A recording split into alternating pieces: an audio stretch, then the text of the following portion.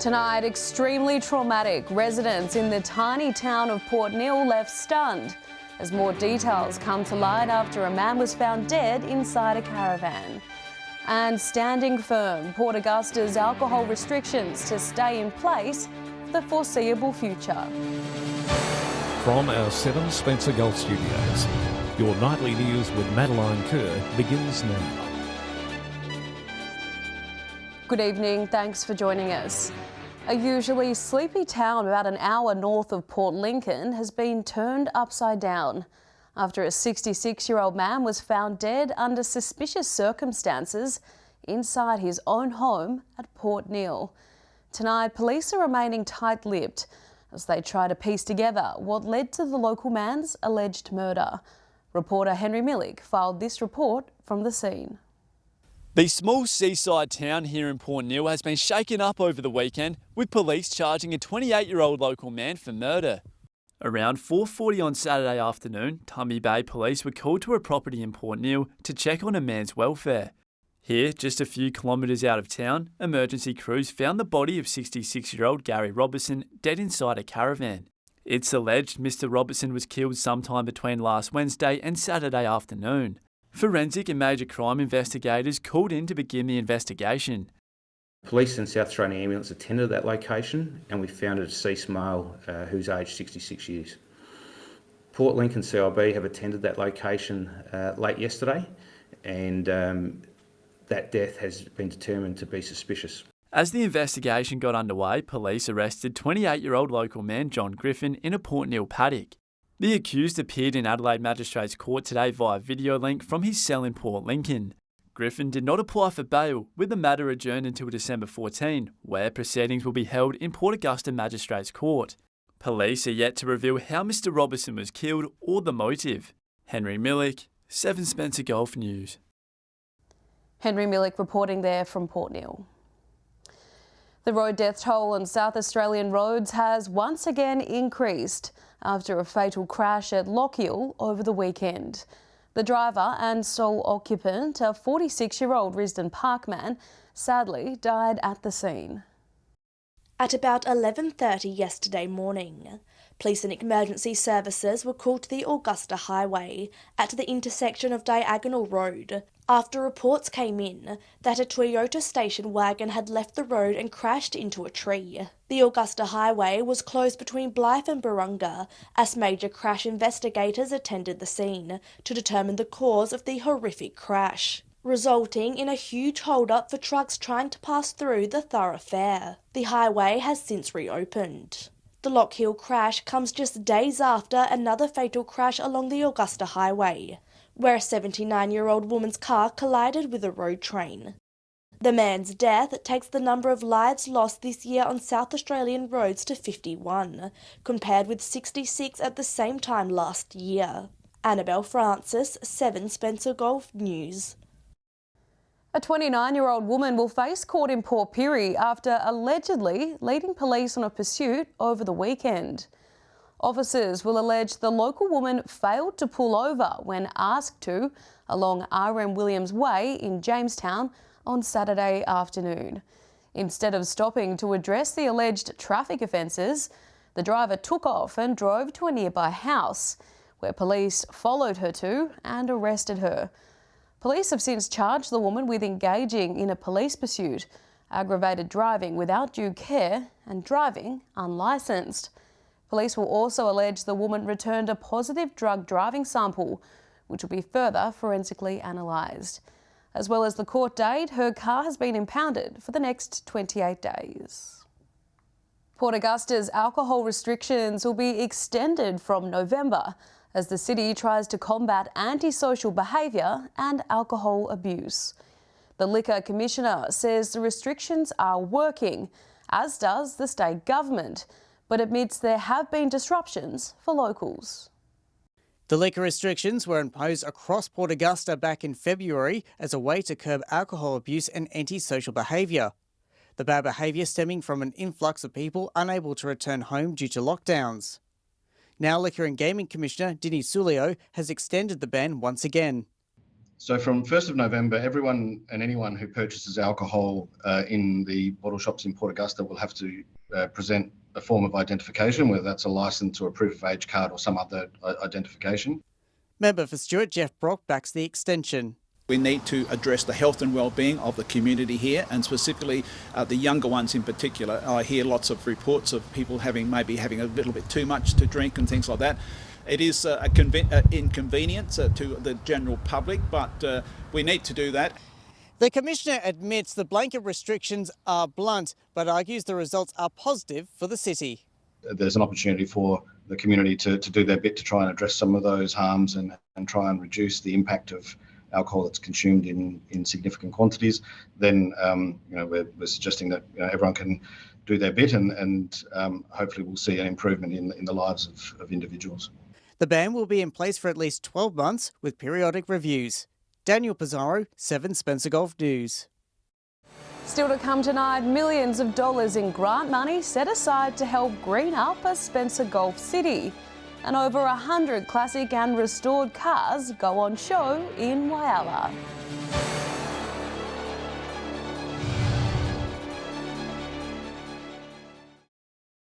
Welcome back to 7 Spencer Golf News.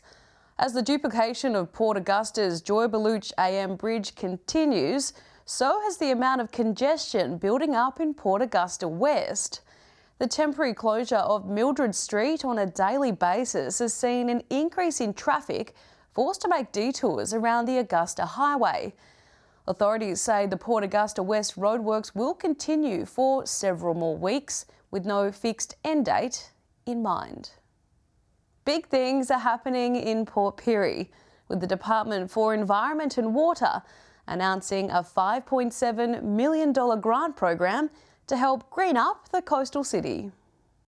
More greenery, less dust. That's what Port Pirie Regional Council is aiming for, with the announcement of millions of dollars in grant money to green up the city streets. And with council entering caretaker mode tomorrow, now is the time to take action. We'll see, our areas like the corridor, the rail corridor and all that sort of stuff covered, greened, so that we don't get that dust blowing into lead and air in the town. $1.8 million has already been allocated to vegetate key pedestrian areas with heavy foot traffic. Council has already begun planting trees and bushes earlier this year at the entrance to Port Pirie, complementing the new walking trail. Other projects include $2.2 million towards the Phoenix Park wetlands to enhance an already beautiful area, with added trees, understory planting and water infrastructure. There's a big opportunity there for social inclusion, for a lot of people to start working on that, and projects to be run by project managers and council to get the biggest bang that we can get. Pirie West will also receive a makeover, with $310,000 going towards the planting of natives in and around the school. The transformations that you'll see in Port Pirie in the next 2 to 3 years are just going to be astronomical. So great place to live, great place to cycle and walk, and the future is bright for us. Annabelle Francis, 7 Spencer Golf News.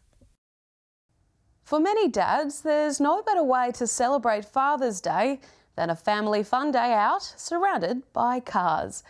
And over the weekend, rev heads from across the region did just that, taking over the Whyalla foreshore for the city's annual car show. The smell of petrol was in the air on Sunday. Car enthusiasts bringing out their pride and joy for the Whyalla annual Father's Day car show.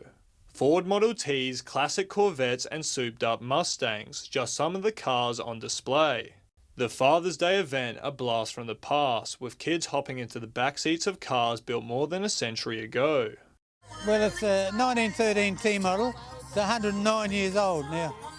And I've had it about 50 years. And about 3 years ago, I drove it up to Darwin. United by a love for the vintage and restored, families wandered through the rows of raw horsepower and vibrant paint jobs on show. When I joined the Whyalla Vintage Car Club in 1974, the idea was to get the oldest car you could find. With cars, motorbikes and dragsters sprawling out across the foreshore for as far as the eye could see, there was plenty to view. But those looking for a little more flowed through to the Adirine Gardens for some live music, food trucks and craft market stalls. The event, the perfect way to celebrate dad's love for their kids, that might only come second to their love for their cars. Edward McCarroll, 7 Spencer Golf News. Stay with us after the break. Triple threats, Broken Hill's young singers, dancers and actors take to the stage for the return of the Eisteddfod. And True Blue versus Kiwi, who came out on top at the A-grade netball final in Whyalla.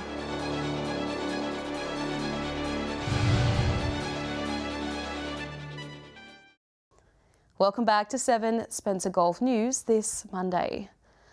After a 2-year hiatus, the Broken Hill Eisteddfod has made its triumphant return. A number of singers and school choirs taking to the stage and entertaining the crowd.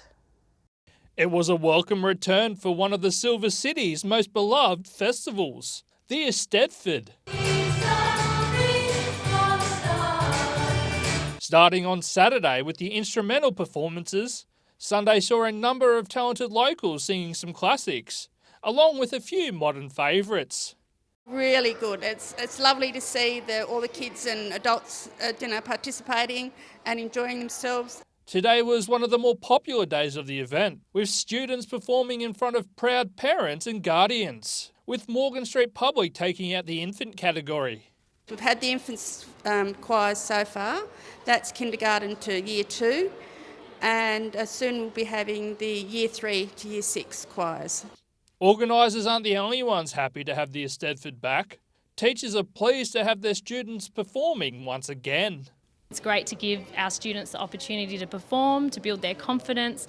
An element of our world has been lost, and the power of music and the power to perform has been brought back to life again. For the performances, teachers picked 2 contrasting songs, which gets the creative juices flowing. We also like them to experiment with the different elements of music, whether it be pitch, rhythm, duration, but most importantly, songs that they can have fun. Tomorrow is the last day of the Eisteddfod. Joshua Mercer, 7 Spencer Golf News. The Whyalla netball competition wrapped up in spectacular fashion over the weekend. The 2022 season, a true return to form for the whole league. But at the end of the day, it was Kiwi who were the big winners. Taking to the courts for a final showdown. Crowds flocked to the Whyalla netball courts on Saturday to watch True Blue take on Kiwi in a battle for the A-grade trophy. Despite True Blue's speed and height, Kiwi's early dominance and goal shooting saw them break away from their rivals. Kiwi going on to defeat True Blue 62-45. The final win means Kiwi took out the A, B, C, D and E grade premierships in this year's competition. Watching on from the sidelines was Kate Deacon, who was awarded the Elders Real Estate A-grade Best and Fairest a week earlier. She says she still can't stop smiling after taking out the association's top award. It was like an honour. It was amazing to actually, when they called my name out. She says she couldn't have won the award without the support of her teammates this season. All of the girls' dedication, the commitment, I don't think I could have got this award without the other 6 girls on the court. But when it comes to the league's final showdown, Kate says both True Blue and Kiwi had amazing teams this season and put on a great performance this weekend. Both teams are amazing. True Blue have got height, Kiwi are just a well-oiled machine. Edward McCarroll, 7 Spencer Golf News. Stay with us after the break. We recap some of the finals footy played around the Spencer Golf over the weekend. And we'll have the weather details with Alex Sykes.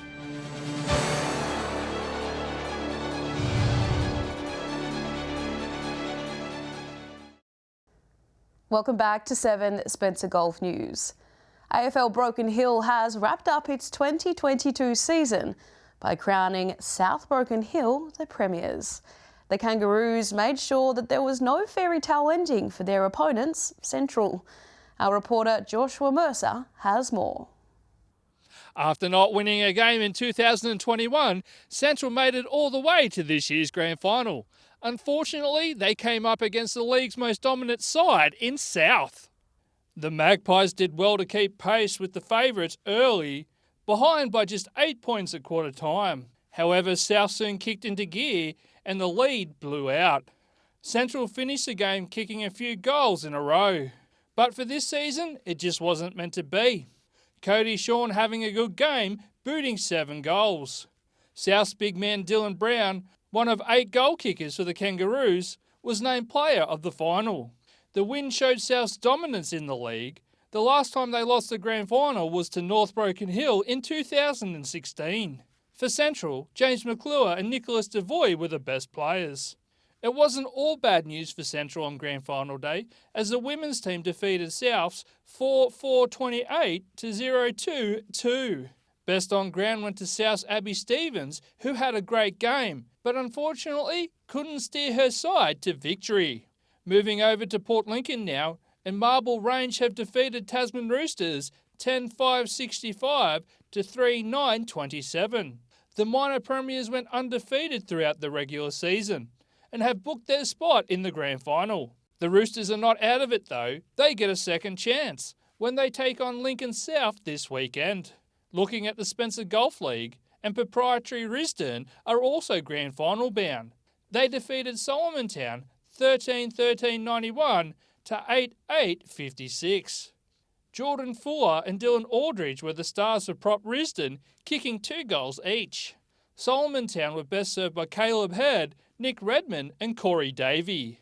And finally, to the Waiala Football League, Waroona Bay booked their spot at the Big Dance, beating Central Waiala by 18 points, 13-4-82 to 9-10-64.